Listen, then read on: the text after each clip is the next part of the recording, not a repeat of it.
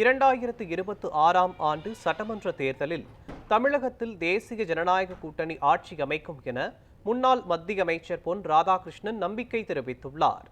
இதுகுறித்து அவருடன் நமது செய்தியாளர் ரமேஷ்குமார் நடத்திய கலந்துரையாடலை தற்போது பார்க்கலாம். கன்னியாகுமரி மாவட்டத்தில் பல்வேறு நிகழ்ச்சிகளில் கலந்து கொண்டு வரும் முன்னாள் மத்திய அமைச்சர் திரு பொன் ராதாகிருஷ்ணன் நம்மோடு இணைகிறார். அவரிடமே அரசியல் சார்ந்த சில கேள்விகளை முன்வைக்கலாம். சார் வணக்கம். 2026ஆம் ஆண்டு சட்டமன்ற தேர்தல் கள நிலவரம் எப்படி? கள நிலவரம் பிஜேபிக்கு மிக ஆதரவாக இருக்குது. தேசிய ஜனநாயக கூட்டணிக்கு ஒவ்வொரு நாளும் அதிகமான சக்தி கிடைக்கக்கூடிய சூழ்நிலைகளை நாம் பார்க்கிறோம். இப்போ நிதி ஆயோக் கூட்டத்துக்கு இதுவரையிலும் செல்லாத நமது முதல்வர் இப்போ இன்னைக்கு செல்றாரு டெல்லிக்கு. எப்படி பார்க்குறீங்க?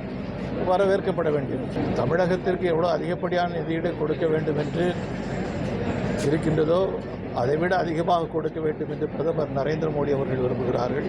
கன்னியாகுமரி மாவட்டம் உதாரணத்தில் நான் சொல்கிறேன். கன்னியாகுமரி மாவட்டத்தில் இரட்டை பாதை வேலைகள் நடந்துட்டு மதுரையிலிருந்து ஆரம்பிக்கக்கூடிய வேலை 4000 கோடி ரூபாய்க்கான திட்டம். இந்த 4000 கோடி ரூபாயில் 2000 கோடி ரூபாயை கேரள அரசாங்கமும் தமிழ்நாடு அரசாங்கமும் கொடுக்க வேண்டும். அவங்க அதுக்கு தயாராக இல்லை.